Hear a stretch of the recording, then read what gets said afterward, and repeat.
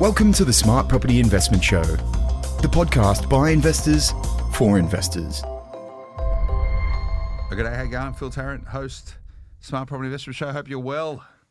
Coming into the studio, having watched only just recently, yesterday, CPI figures coming out, and I would say that most investors probably breathed a bit of a sigh of relief that those inflationary numbers seem to be coming down. So annualised inflation is down a few points.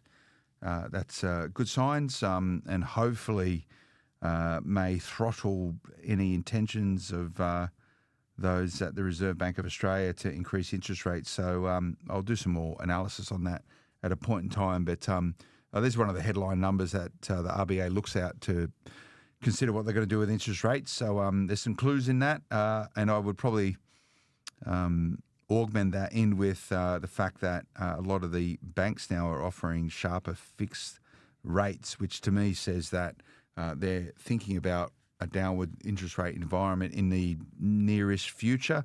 Again, we can use some analysis interpretation, but this is that time. Once or twice every couple of months or every month or so, we talk about mortgages. Mortgages obviously being, well, access to finance being the catalyst for how the best investors operate. I've had and taken out countless mortgages over my time investing. Fortunately, I use a good mortgage broker and always have done in various different guises. But my current broker, Finney Mortgages, do all my mortgages now. They're, I've spoken about them before. I think they're so good. I actually took a small investment in this business because I think in many ways the role and capabilities of mortgage brokers are absolutely critical. So I've asked one of the brokers to come in and have a chat to me today. Normally I have Eva on the podcast, but today I'm going to welcome Robert Lee, he's a mortgage broker at Finney, into the studio. We're going to be chatting about self-employed lending. Rob, how you going? Yeah, good. How are you, Phil? I'm good, mate. Is it so your first podcast ever? It is my first podcast, and yeah, so please show me the ropes. Well, I'll try, but what I will point out is that you've arrived with no notes and no computer and nothing at all, which to me is a good sign. It's when people arrive with copious notes that I sit there and just go, oh, yeah, okay, they're going to have to navigate. So you got nothing. You're freestyling. But then at the same time, just keep in mind with our clients, we always have a computer in front of us. Yes. So we just want to make sure that they know that we actually are working. You are. But it says to me that you know what you're talking about. You don't need notes to help you sort of answer some questions. I want to talk to you today around obviously self-employed lending. And there's two types of lenders. There's people that get a pay slip. They're PAYG employees. And then you have self-employed people. So these are people that run their own business and in different structures. They might have, sole operators or in partnership or actually as directors of companies. They all have different aspects to them. So these are people who generate their own income. And sometimes, or maybe often, it can be a bit more of a challenge for self-employed borrowers to secure finance. It's not insurmountable by any means. And I sort of fall into this bucket myself. There's a lot of things you've got to get right to make the process as smooth and easy as possible. And particularly using a mortgage broker, if you're an SME business person or self-employed borrower, you're probably going to need those helps and enablement to do your job better. That is investing in property, but making sure you can get finance for it. So, Rob, do you rather doing sort of self-employed stuff than owner occupier? PAYG sort of borrowing? In the past, a majority of my clients were self-employed just because it's coming from an accounting background. It was easy for me just to be able to understand when I liaise with the accountants in terms of understanding their structure. And also, a lot of our self-employed clients in the past, they were also about building their portfolio, and the capacity, borrowing capacity was a little bit different as well. So is it harder for self-employed people to get mortgages? It's a blanket sort of question, but it's a little bit more So not robust. particularly. There will be more supporting documents required, and they may require more time just to understand the income structure of the business. But once we understand in terms of where the income comes from or derive, we'll be able to work out the serviceability and the borrow capacity as well. Yeah, and my biggest point to those people who are self-employed, and you've got an accounting background, which is really handy because a lot of accountants in Australia who service self-employed people, their main priority is normally tax minimisation, and they will structure your accounts or your finances with that goal or that objective in mind. However, if you're a property investor, tax minimisation and trying to show as little profit as possible can be a huge detriment to your ability to secure finance. And, I know a lot of people will try and run, if they're self-employed, to try and offset some tax. If you want to invest in property, you're going to have to show profit in your financials if you're self-employed. Blanket statement, but that's true, right? And that's exactly right. Yeah. So we see a lot of clients that come to us with, this is how much they receive in terms of their net profit, and we say, look, this is how much you can service or you can borrow.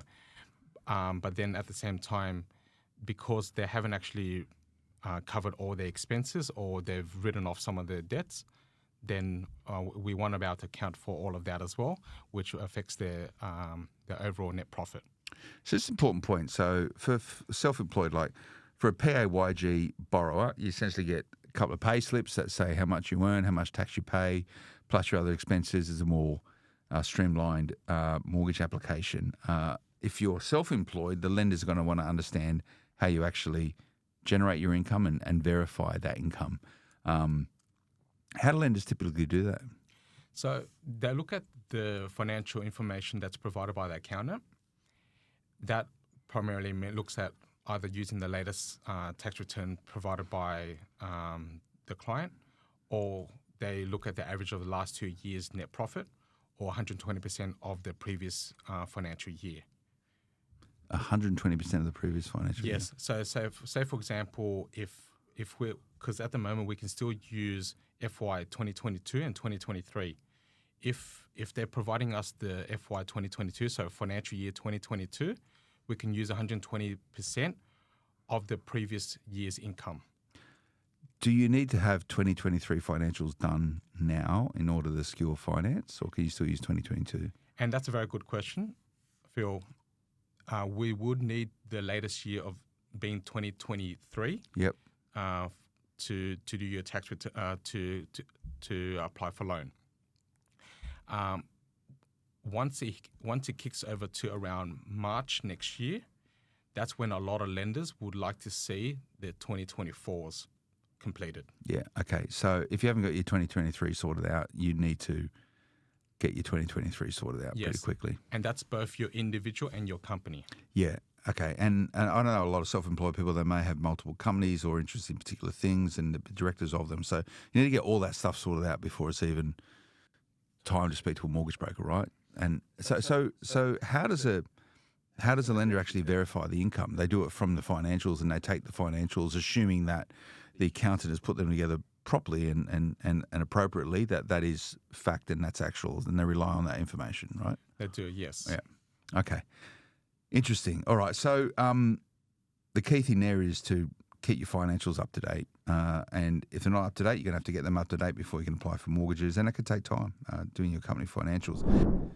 Welcome back, Phil Tarrant. So I'm from Smart Property Investment, chatting with Rob Lee. He's a mortgage broker, Finny Mortgages. That's finny.com.au. How long have you been at Finny now, mate? About 3.5 months now. How's that going? Yeah, it's going really well. Yeah. Yes. Where were you before? So you're a broker somewhere. Yeah, I was. Yeah. Okay. I probably won't mention it now. No, that's fine. And how long have you been a broker in total? For come up to 4 years now. Okay. So you were an accountant and said, nah, stuff this, I'm going to become a mortgage broker. Yeah, so that's right. So I thought to myself, look, I'm managing people's wealth, but why don't I actually assist them and see how I can either create wealth or provide them that kind of independence? And yeah, I actually enjoyed it ever since, and really seeing their portfolio grow, which is something that I really enjoy seeing. So you don't miss accounting because you still get to look through financial statements. That's right. And it also gives me the chance to talk to the accountant to really understand their structure. Yeah. So how important is it that you have a mortgage broker that actually understands more complex self-employed structures? Like, a mortgage broker needs to read a P&L statement, a balance sheet, and actually understand income, understand profitability. Not all brokers have that skill set. They're used to just doing PAYG mortgages. Yeah. It's quite important, right? You got to get that right. Yes. It's quite important also because sometimes when we do submit the application to the lender, it's about us really trying to explain it to the lender in terms of how the income is structured, because sometimes it's quite complex. It's quite unique that they have to see from how the accountant is trying to convey this message to the lender. And sometimes accountants need to provide letters and stuff to justify things, and Yes. and sometimes depending on the structure you're borrowing in, you still need to provide the financials, but the financials aren't strong in particular areas. You can offset it, and you can get lenders to ignore certain things and all this. Well, that's exactly right. Yes, Phil. So sometimes we look at either depreciation or leasing charges or interest charge that can actually be added back from the profit and loss statement into the net profit. That's when you start hearing about add backs and all this really good fun stuff, which most good lenders have an appreciation for. But going to a bank branch and get this stuff done is probably very, very hard. You need to go through the broker channel. And sort of mistakes or common misconceptions: do you pay higher interest rates if you're self-employed? No. So we've had clients that's PAYG and self-employed going for the exact same rates that we're looking about for at the moment. We're looking at probably around 6.5% for an investment interest only. Yeah. That's pretty good. So you're not penalised because you're self-employed? No. What about LVRs? The same? They're happy to lend at 80? Yeah, they lend at 80. We've had a recent client that even lent up to 95% as well for a standard residential property. And that's when the LMI is actually capitalised in the loan as well. Yeah, and you probably deal with a lot of self-employed borrowers. Do most of them have their finances in order, or is it sort of a bit sloppy for a lot of them? Especially during this time as well, we've had a lot of clients that's come through to us where they haven't able to get their tax return up to date, or they still need to get it done by March next year, for example. Then that's when we say, look, can you provide us with an accountant letter to verify your income or the last 6 months or your BASs, just to show us what your turnover looks like. And if it's strong, then that's something we can work with as well. Okay, that's good. So there is ways around it if you've got a smart accountant to help you out with it. One of the biggest detrimental factors, from what I understand, with self-employed applicants is if you're carrying debts to the ATO, lenders don't like that. Is that correct? You need pretty much a clear balance sheet with the ATO in order for lenders to give you finance. Fact or fiction? It is a fact in the sense that some lenders will want to see that you've got either a payment arrangement in place, or if you've got liquid assets or cash where you can actually pay it, pay the full amount. Yeah. Because some people strategically use the ATO as an overdraft, right? Like, which I know of people that do that. Yes. But you're better off having a zero balance on your tax accounts, right? It makes there's less red flags, makes borrowing easier. And we've seen in recent years where if it's over 100,000 in tax debt as well, that's when they start to put a mark on credit reports as well. Okay. Yeah. Okay, gets complicated. What about sort of ABN structures? Do they prefer to lend to people in sort of PTYTD type structures, or does it matter whether you're a sole trader or in partnership? No, it does make a difference, but generally speaking, a lot of them like to see that the business has been trading for at least 18 months. Yep. ABN and GST registered. Okay, and that's important, ABN and GST registered. Yes. That way they can ensure there's a compliance regime with the tax office and all of that sort of stuff. What about sort of shareholders? Does it matter if there's multiple shareholders in a business? If you're borrowing outside of your business in your personal name or some sort of trust structure, but you're showing your financial accounts from a business that you may be a shareholder in, does that sort of make any difference at all? If you're using that company for servicing, then we need to take into account how much of the shareholding you actually own, and also if there's any business debts as well, depending on the lender. And that's when they'll look at that particular entity and say, is what debt is connected with that? What are those debt facilities? And will they shape your serviceability as a result of that? If you have, say you have finance facilities, but they're at zero balances, will they penalise you from an LVR or a serviceability point of view if you actually have that credit available? If the credit is available, they will still take into account that debt as well, or that line of credit. It's almost like a credit card.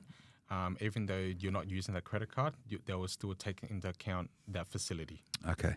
So this is where it gets a bit complicated. You need a good broker and accountant to work all this sort of stuff. There will be lenders, though, that will exclude those debts from servicing. Okay. So it's just a matter of going to a broker and understanding in terms of what your abilities are based on your credentials. Okay. And you said that you've got until March of next year to before lender's going to want to need your FY24 financials. Correct, yes. Okay, so there's two ways you can play that. If you had a really strong 2023 and a less strong 2024, you obviously want to try and use your FY23 for as long as possible. But if you had a really good FY24 and a less good FY23, you probably want to get your finances done ASAP, right? That's so they'll right. use the FY24. Yeah, and just to add to that as well, there, Phil, there'll be some people that find that maybe their 2022 wasn't as strong given what had happened in the past. So there will be lenders that will also use just the latest financial year as well, so your FY23 as well, just 1 year's tax return for servicing, and you'll be able to go with one of those major lenders with those rates too. Okay, so again, you need to understand the policy of each of the different lenders Yeah. and work it out. Welcome back, Phil Tarrant from Smart Point Investment. Now, Rob, a lot of self-employed lenders traditionally, if they had reasonable income but they weren't particularly up to date on their financials, they'd subscribe into a thing called non-conforming lending, which required a lot less information or subprime or near prime. So prime being a normal sort of mortgage. So is that as popular today? Or I guess we're talking about low doc and full doc loans. So a full doc loan means you're providing all the information that the lender requires. And if you do that, you might get more favourable interest rates or LVR levels. If you go low doc, it means they ask for less information, but you typically pay a premium on the interest rate as a result of that. Is that correct? That is correct. We find that a lot of clients, when they go low doc, either because their tax return aren't up to date, so they are probably paying around 1% higher than what they would go for a full doc. And for that very reason, they will need either a letter from the accountant to verify the income, 6 months of their business activity statements or their business bank statements. Okay. Which can be provided. So the idea being, if you haven't got your financials sorted out, but you want to move quickly, you can just go a low doc route and then in time, not that mortgage brokers like this, but when you get everything sorted out, you can refinance into a full doc type facility. Yes. And a lot of people do that strategy. That's exactly right, yeah. And so what we've seen a lot either after 6 months, 6 months to 12 months or even 18 months, we move them over to a full doc loan with a sharper rate. Yeah. Okay, so there's lots of ways you can play this. Is there such thing as an ideal self-employed client? I imagine it's probably someone who's got everything perfect, right? Like, I don't know if that exists in the self-employed world, but what's an ideal self-employed client look like?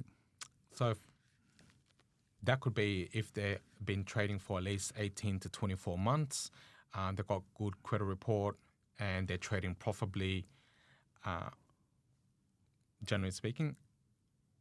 But then we also see sometimes when they come to us when there's a mispayment or if they haven't been trading for up to 18 months, we'll still be able to assist them as well.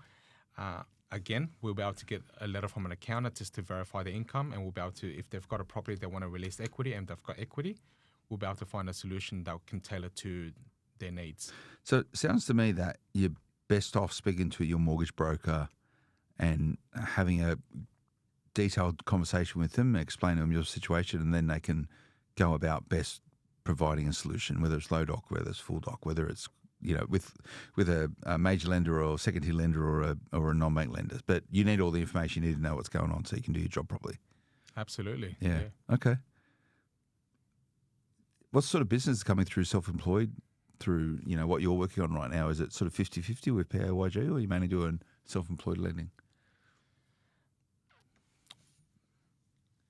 I'm dealing with a lot of self-employed lending at the moment. Yep. So a lot of our clients at the moment, they are also looking at business loans as well, Okay. which is also something that we're also focusing on, and also commercial property that they want to buy into, whether it's for their own business or again, also for investment too. So you do business finance, so finance facilities and all that sort of Yes. overdrafts and factoring and all that sort of thing. Yes. Yeah. Okay. Interesting.